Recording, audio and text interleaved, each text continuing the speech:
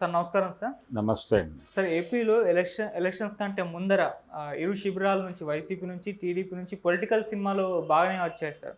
ఇటు జగన్మోహన్ రెడ్డి గారిని విలన్‌గా చూపిస్తూ టీడీపీ వర్గం నుంచి కొన్ని సినిమాలు రావడం చూసాం. ఇటు చంద్రబాబు నాయుడు గారిని కూడా విలన్‌గా చూపిస్తూ వైసీపీ నుంచి సినిమాలొచ్చాయి. అయితే ఈ సినిమాల మధ్య భేదాన్ని ఒకసారి పరిశీలిస్తే అంటే నిజంగా వాళ్ళు చూపించినట్టే రియల్ లైఫ్‌లో ఉన్నారా?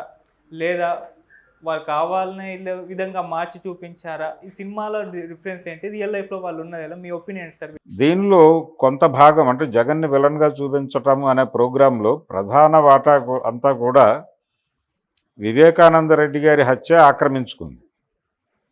వివేకానంద రెడ్డి గారి హత్య నేపథ్యంలోనే వీళ్ళ సినిమాలు నడిచినాయి. అసలు 2019 ఎన్నికల కంటే ముందే జరిగింది అది. దాని తర్వాతే ఎన్నికలు జరిగినాయి. ఆ రోజునే ఏ ప్రభావము చూపించలేదు అది. ఇప్పుడు అదేదో ప్రభావం చూపించబోతోంది అనుకుని, నిజానికి దీనిలో వీళ్ళ పాత్రలుంటే దర్యాప్తు సంస్థలే తేల్చి ఈ పాటికి లోపలేసేవి కదా. దర్యాప్తు సంస్థలు కూడా చేయని పనులు వీళ్ళెందుకు చేస్తున్నారు? వీళ్ళు పొలిటికల్ ట్రయల్స్ ఎందుకు చేస్తున్నారు? సినిమా ట్రయల్స్ ఎందుకు జరుపుతున్నారు అనేది జనాల్లోకి ఎక్కింది.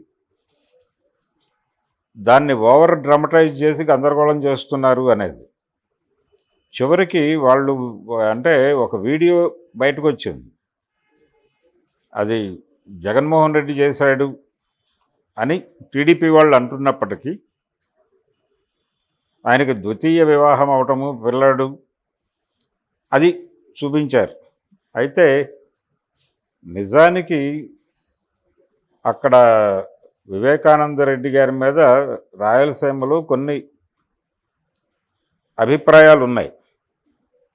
ఆయన కొంచెం ఈ మహిళలు వ్యవహారంలో కొంచెం లిబరల్గా ఉంటాడని ఒక ప్రచారం ఉంది ఆయన మీద.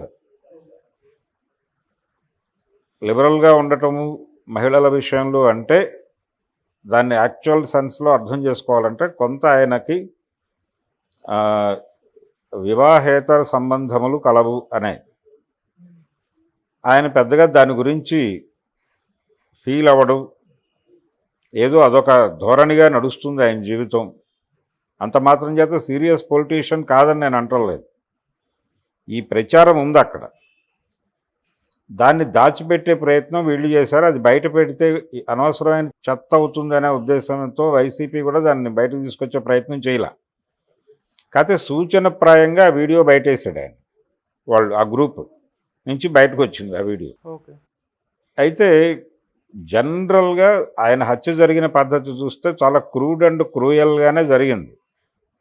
ఈ క్రూడ్ అండ్ క్రూయల్ మర్డర్స్ వెనకాల ఆ చేసే వాళ్ళలో ఒక సైకిక్ ఇది ఉంటుంది, ఓ ట్రెండ్, ఓ టెండెన్సీ. ఆ టెండెన్సీ ఉండటానికి కారణాల్లో ప్రధానమైన కారణం వాళ్ళకి సంబంధించిన మహిళల మీద ఎక్కడైనా ఇబ్బందికరంగా అవతల మనిషి ప్రవర్తిస్తే వచ్చే రివోల్ట్ తాలూకా క్రూడ్నెస్, క్రూయల్నెస్ చాలా హై వోల్టేజ్లో ఉంటుంది. ఇది మానసిక శాస్త్రవేత్తలు చాలా సైద్ధాంతికీకరణ చేసి చెప్పిన విషయం. ఆ టెండెన్సీ కనిపిస్తుంది వివేకానంద రెడ్డి హత్య చూస్తే. సో ఆ వీడియో తాలూకా ప్రభావము, ఈ పుకార్ల ప్రభావము కూడా ఆ హత్య మీద ఉంటే ఉండొచ్చు. అలాగే ఫైనాన్షియల్ ఇష్యూస్ ఉన్నాయి. దీన్ని అంటే ఈ యాంగర్ని ఎవరైనా వాడుకునే హత్య చేయించి కూడా ఉండొచ్చు. ఈ యాంగర్ ఉన్న వాళ్ళు ఎవరు అని ఐడెంటిఫై చేసి వాళ్ళకి ఒక వెసులుబాటు కల్పించడం ద్వారా ఈ హత్య జరగడానికి ఒక గ్రౌండ్ ప్రిపేర్ చేసి ఉండొచ్చు. అంతే తప్ప అవినాష్ రెడ్డి వెళ్ళిపోయి ఆయనే చేశాడు, గొడ్డలు పట్టుకుని, లేకపోతే జగన్మోహన్ రెడ్డే చంపేశాడు, ఈ లెవెల్ ఇంత స్థాయికి తీసుకెళ్ళిపోవటం వెనకాల, దీని రేంజ్ పెంచడం వెనకాల ఎక్కడో ఒక చిన్న మైనర్ వ్యవహారాన్ని పక్కకి నెట్టే ప్రయత్నం చేస్తున్నారు అనేది అర్థమవుతుంది జనాలకి. ఇవి బూమరాంగ్ అయి ఉండొచ్చు ఎన్నికల్లో. దీని మీద ఎక్కువ అనవసరమైన కేంద్రీకరణ చేశారు టీడీపీ వాళ్ళు. వాళ్ళ సర్వశక్తులు, వాళ్ళ మీడియా శక్తులు అన్నీ దాని మీద ధారబోసి డ్రామా నడిపారు. అయితే ఈ గొడవల్లోకి వీళ్ళు వెళ్ళాల వైసీపీ. వాళ్ళు అంటే పొలిటికల్ విలనీ మీద నడిపారు.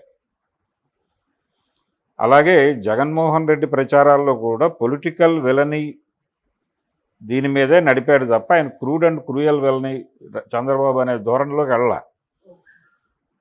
ఆయన చేసిన విమర్శల్లో కొన్ని ఇబ్బందికరమైన విమర్శలు ఉన్నాయి. అందులో ఒకటి పవన్ కళ్యాణ్ భార్యల గురించి మాట్లాడటము, ఆయన డైవర్సుల గురించి ధార్మికంగా మాట్లాడటం. అది ప్రాక్టికల్గా మాట్లాడాల్సిన ముఖ్యమంత్రి ధార్మిక వ్యవహారాలు తీసుకొచ్చి తను కన్ఫ్యూజ్ అయ్యి ప్రపంచాన్ని కన్ఫ్యూజ్ చేసే ప్రయత్నం చేయటం తప్పే. కానీ ఇతరత్ర అతని దగ్గర ఈ వీళ్లలో దొరికిన లోపాలు కనిపించవు, ఆ సినిమాల్లోనూ కనిపించవు. అందుకని దీన్ని బట్టి మనకు ఒక విషయం అర్థమవుతుంది ఏంటంటే వాళ్ళు చాలా ఒక రకమైనటువంటి ఆతృతలో ఉన్నారు. తెలుగుదేశం కూటమి పవర్ కోసం ఆతృత పడుతున్నారు. ఆ ఆతృతలో నుంచే ఈ దారుణాలన్నీ చేశారు, ఈ కాన్స్పిరసీ థియరీలన్నీ తయారు చేశారు అనేది. అంటే ఇంత యుద్ధం చేశారు వాళ్ళు.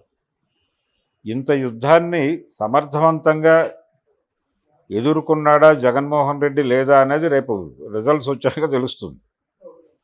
కానీ తన ప్రయత్నం తాను చేశాడు సిన్సియర్గానే.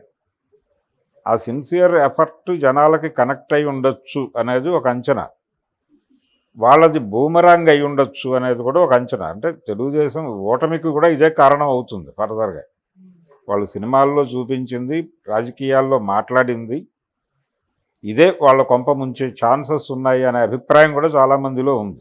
ఓకే, అది వీళ్ళిద్దరూ తీసినటువంటి సినిమాల మధ్య, వాళ్ళిద్దరూ నడిపినటువంటి రాజకీయాల మధ్య ఉన్నటువంటి స్పష్టమైనటువంటి తేడా. అయితే జగన్ని ఈ హత్యతో, అంటే వివేకా హత్యతో లింక్ చేయటానికి ఒక ప్రాజెక్ట్ డిజైన్ చేసి ప్రాజెక్ట్ వివేకా లేదు ప్రాజెక్ట్ వివేకం అనే ఒక ప్రాజెక్టుని క్రియేట్ చేసి దాదాపుగా అంటే దీన్ని ఈ జగన్ విలను ఈ వ్యవహారంలో అనేది జనాల మనసుల్లో పంపు చేయటానికి దాదాపు 2 నుంచి 500 కోట్ల బడ్జెట్ని కేటాయించారు తెలుగుదేశం వారు, చంద్రబాబు నాయుడు గారు అనే ప్రచారం కూడా ఉంది మార్కెట్లో.